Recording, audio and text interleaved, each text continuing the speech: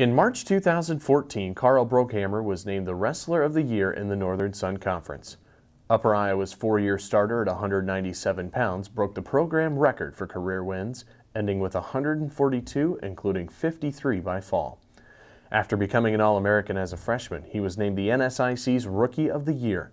Carl claimed his second and third All-American honors as a junior and senior, and earned 4 NWCA academic All-American honors as well. I guess if I had to sum it up in one word, it'd be awesome. It was amazing. I mean, I couldn't ask for anything more.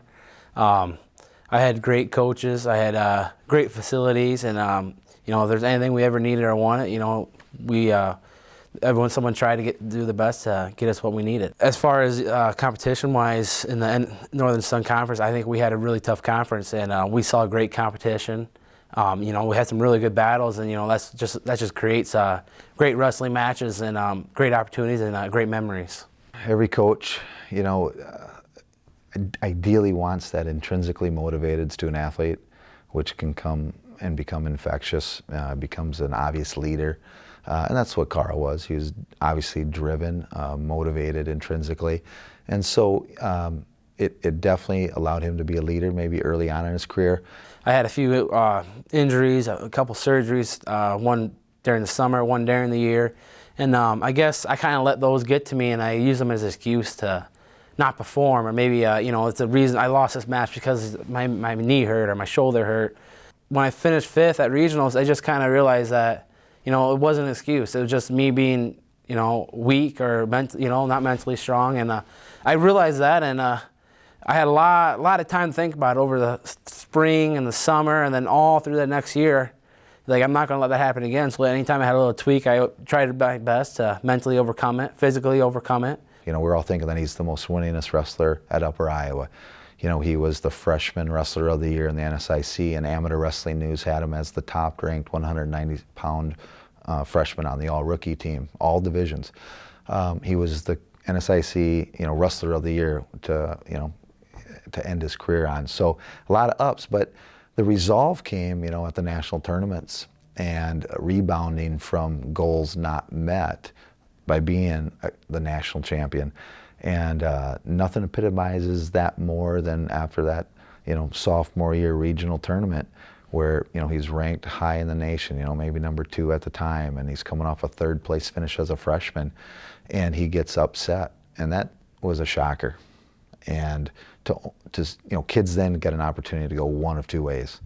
You know, they can start to plateau and say, this is the way it is. I don't control all these events.